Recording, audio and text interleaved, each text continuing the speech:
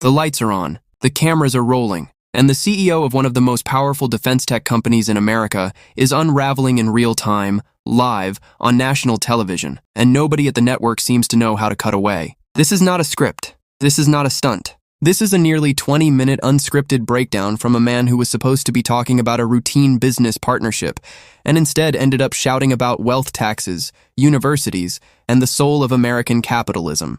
And it is only one thread in a story that also involves a billionaire accusing the Pope of secretly working for the Chinese Communist Party, and a wave of small-town American politicians getting thrown out of office over something most voters had never even heard of 2 years ago: data centers.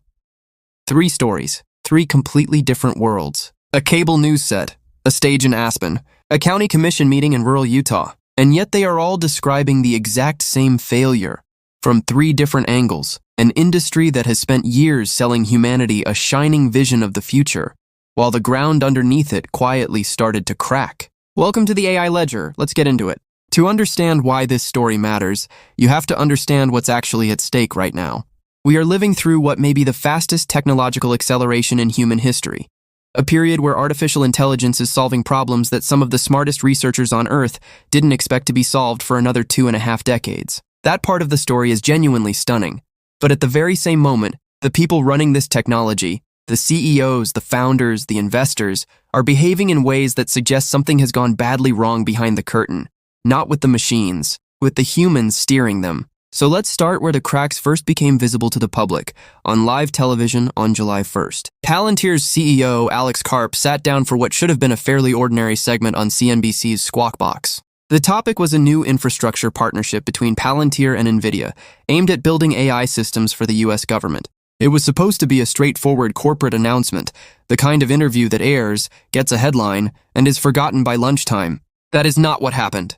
Instead, viewers watched Karp spiral into a rambling, almost feverish monologue, stammering, backtracking mid-sentence, gesturing wildly, veering off into tangents so disconnected from the original question that the host visibly appeared concerned. At one point, Karp seemed to forget the interview was even about the Nvidia deal at all. Instead, he launched into a furious takedown of the entire AI industry's business model, specifically the token-based pricing systems used by companies like OpenAI and Anthropic, which charge customers based on how much text a model processes. Karp didn't mince words. He called that pricing structure, in his own words, insane. He described it as a hidden tax on American businesses. He told viewers to go call any CEO they knew privately and ask them how they really felt about their AI vendors, insisting that underneath the polite public partnerships, corporate America was, in his words, livid. When the anchor pushed back and pointed out that he sounded angry, Karp doubled down, declaring that he wasn't just expressing his own opinion. He was, quote, the voice of American business speaking through him. Which is a genuinely unsettling thing to hear a tech executive say live on air, because if that's really what American business sounds like right now, it might need a long vacation and a therapist. Now, buried inside 20 minutes of chaos, there was an actual argument. And to be fair to Karp, it's not a stupid one. His real claim is this: large enterprise clients and government agencies don't want to rent access to AI models through an API and pay per token forever. They want to own their infrastructure, their compute, their data, their model weights outright. He framed it as a kind of digital sovereignty question. Should the backbone of critical American industries and government operations be permanently dependent on a handful of Silicon Valley model providers? That is a legitimate strategic debate. Owning your own compute does give you more control over your costs and your data long-term. But here's the practical wall that argument runs into. Compute is brutally expensive and scarce right now. The reason companies like OpenAI and Anthropic are still burning cash rather than turning healthy profits is precisely because running frontier-scale AI models requires an almost unimaginable amount of specialized hardware and electricity. Most companies simply do not have the capital or capability to build and maintain that kind of infrastructure themselves. What Karp is really asking for is either a much faster maturation of open-source AI models, which are improving but still lag top-tier closed models on many advanced tasks, or a total restructuring of how AI compute gets built and priced across the entire economy. Both of those are real, serious, long-term conversations worth having. Neither of them is helped by screaming about them, unscripted, on live television, while the host is visibly trying to find a graceful way to cut to a commercial break. But Karp's meltdown didn't happen in a vacuum. 2 days earlier, his own co-founder had already set the tone for a much stranger, much more explosive controversy. On June 30th, Palantir co-founder and billionaire investor Peter Thiel appeared on a panel alongside political scientist Francis Fukuyama at an event provocatively titled Humanity at the End of History. During that conversation, Thiel made a claim that should, by any normal standard, have ended a career. He suggested that Pope Leo XIV, the first American-born pope in the 2,000-year history of the Catholic Church, was effectively acting on behalf of the Chinese Communist Party. Let that sit for a second. The accusation wasn't metaphorical. Thiel's reasoning went like this. The Pope had recently released a lengthy encyclical, a formal papal document, called Magnificat Humanitatis, roughly 42,000 words long, published in May. In it, the Pope called for international regulation of artificial intelligence, warning that unchecked AI risks dehumanizing people, and cautioned that the pursuit of profit should never come at the cost of systematically destroying jobs. The encyclical also spoke out against autonomous weapons systems and argued that the world has a moral obligation to keep AI under meaningful human control. Thiel's argument was that because this message would likely resonate more with American and Western audiences than with China, where the Vatican has essentially no religious authority, the Pope's call for AI caution would end up slowing down only one side of what Thiel frames as a geopolitical AI arms race between the United States and China. Therefore, in Thiel's logic, the Pope was, intentionally or not, helping China win. The audience in Aspen reportedly laughed. The Vatican did not respond. And really, why would it? This was not, incidentally, Thiel's first run-in with the Catholic Church. Back in March, he had delivered an invitation-only lecture series in Rome, just blocks from the Vatican, focused on the concept of the Antichrist, an event that reportedly unsettled Vatican officials enough that 2 Catholic universities publicly distanced themselves from it afterward. Thiel has previously argued in various public settings that the Antichrist might not appear as a single villainous figure, but as a kind of global governing body, one that seizes power by promising to protect humanity from existential threats, which is, to put it gently, a strange position for a man who co-founded a surveillance and intelligence software company that sells AI-powered analytical tools to governments and militaries around the world. At that same Aspen event, Thiel also claimed that Anthropic, which he described as a, quote, woke liberal company, was on track to win the broader AI race, and that it would use its models to help rig the 2028 U.S. elections, allegedly outmaneuvering Elon Musk's competing efforts through X. Anthropic declined to respond directly to the claim, instead pointing reporters toward its public statements on election integrity and political neutrality. And reportedly, around this same period, Thiel has quietly established residency options in Argentina, apparently as a contingency plan, just in case his predictions about America's future go the way he fears. Here's the thing worth saying clearly. The actual content of the Pope's encyclical is not some radical anti-technology manifesto. It does not call for banning artificial intelligence. It calls for shared responsibility, for careful, measured development, for protecting human dignity in the face of rapid automation, for regulation that prevents the worst abuses while still allowing the technology's genuine benefits to be realized. It warns against autonomous weapons. It warns against mass surveillance. It warns against companies displacing workers without any regard for their livelihoods. And notably, the Vatican has actually been engaging directly with the AI industry, including reported collaboration with Anthropic itself on questions of AI ethics. This is not an institution shouting angrily from the sidelines. This is an institution trying to sit at the table. So turning a call for thoughtful AI regulation into an accusation of espionage against a 2,000-year-old religious institution is, to put it as generously as possible, an extraordinary leap in logic. While 2 of Silicon Valley's most powerful and controversial figures were busy imploding on camera and picking fights with the Vatican, something quieter, but arguably far more consequential for ordinary Americans, was happening in state and local elections across the country. On July 2nd, Utah State Senate President J. Stewart Adams, one of the most powerful elected officials in the entire state, lost his primary election. On that same day, former Box Elder County Commissioner Lee Perry conceded his own primary race. Both men had publicly supported the Stratus Data Center project, a massive proposed facility near the Great Salt Lake, backed in part by investor Kevin O'Leary and pitched as one of the largest data centers in the world. The project reportedly would have required up to 9 gigawatts of electricity, which, for context, is more power than the entire state of Utah currently consumes for everything it does, all combined.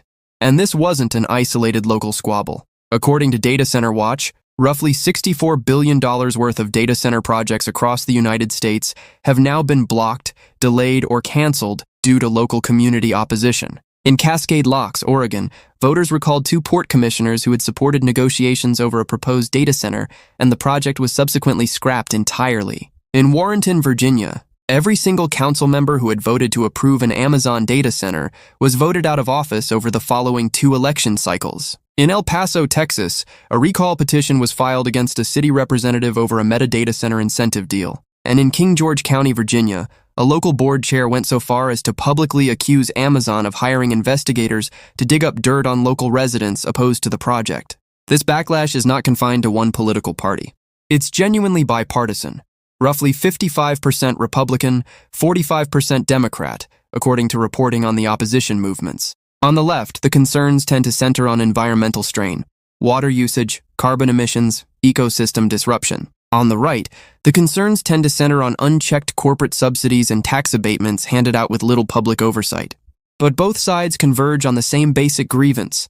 These facilities consume staggering amounts of electricity and water, drive up utility costs for the people living nearby, and in many cases were approved with little to no meaningful public consultation. Research backs this up. A Pew Research survey of more than 8,500 American adults found that people view data centers significantly more negatively once they understand the impact on their energy bills, their local environment, and their immediate quality of life. And the numbers behind that concern are real.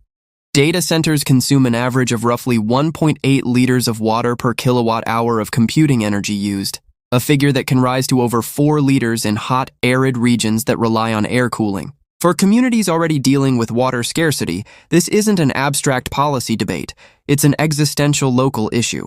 This is what the AI backlash actually looks like when it stops being a hypothetical headline and becomes a lived experience. It's not AI might take my job someday. It's why did my electricity bill just spike? It's why is the water table dropping in my town?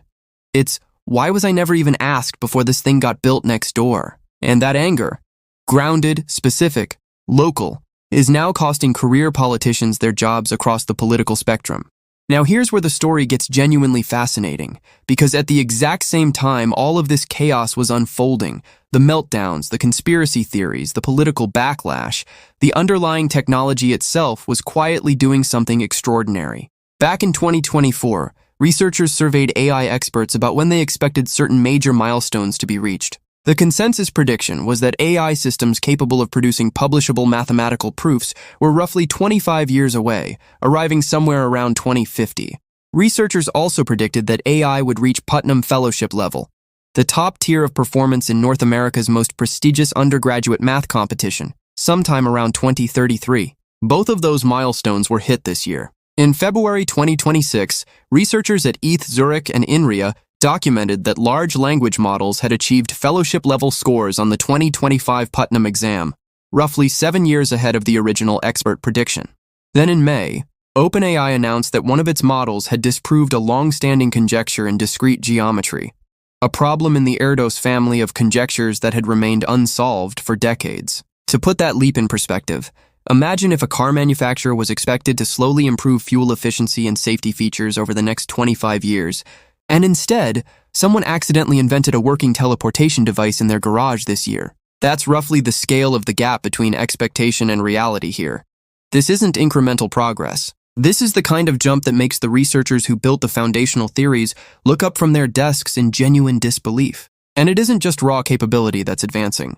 The energy side of the equation is shifting too, in a way that matters enormously for that entire data center controversy we just walked through. For most of AI's recent history, making a model smarter has meant using proportionally more electricity, double the intelligence, roughly double the power bill. That's called linear scaling, and it's the core reason data centers have needed so much energy in the first place. But that pattern is starting to break.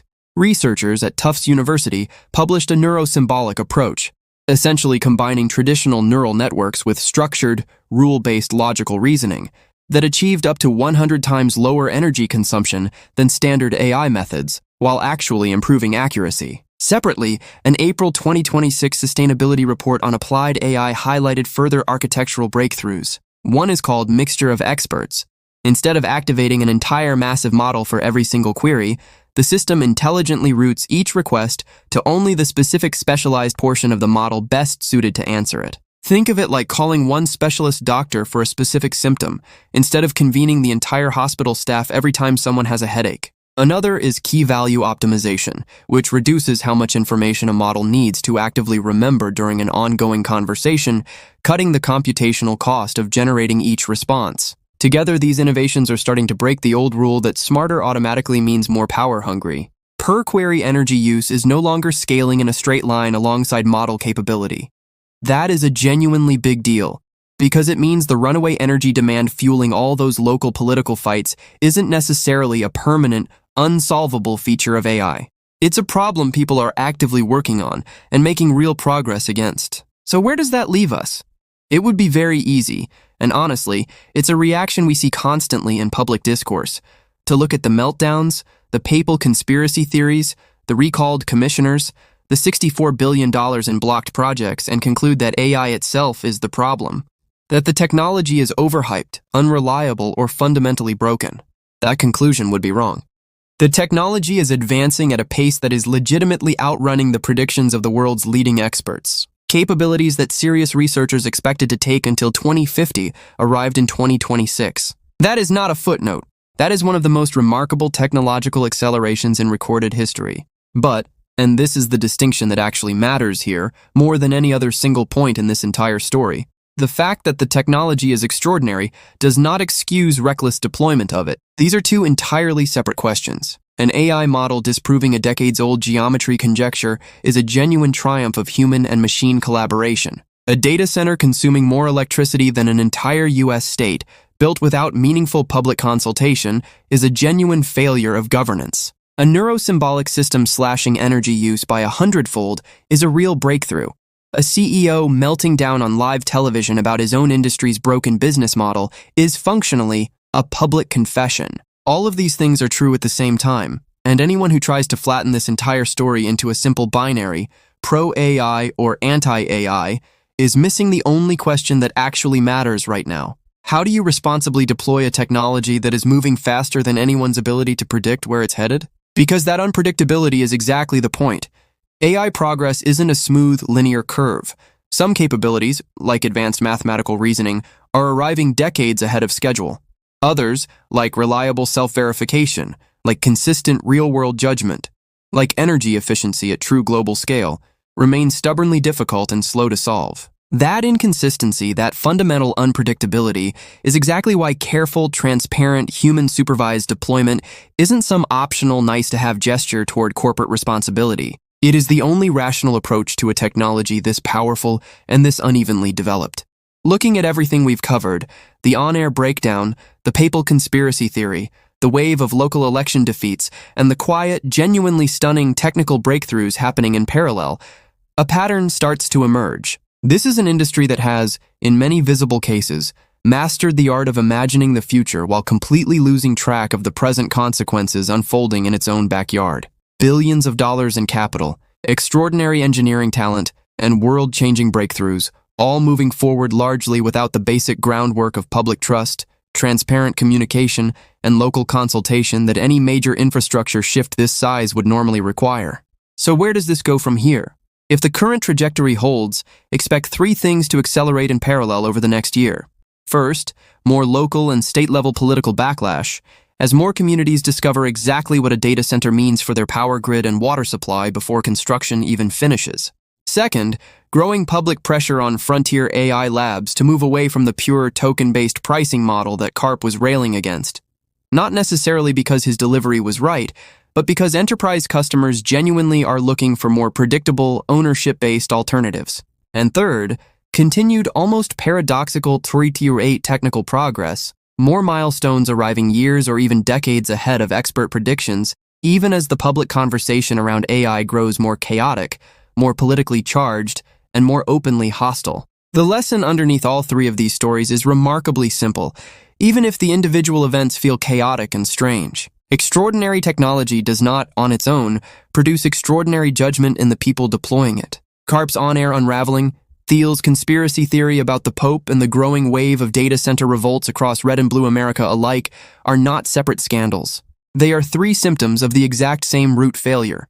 An industry that has been so focused on selling a shining vision of tomorrow that it forgot to build trust with the people living through it today. The technology is real, the breakthroughs are real, but so is the backlash. And until the people steering this industry start treating public trust, environmental impact, and basic transparency with the same urgency they treat quarterly earnings calls, these stories are not going away. If anything, they're just getting started. Thanks for watching the AI Ledger. If this kind of deep dive investigation into the reality behind the AI headlines is something you want more of, make sure you're subscribed. Because next time, we're diving into another case where a company tried to replace human judgment with automation entirely, and the very expensive lesson that followed. See you in the next one.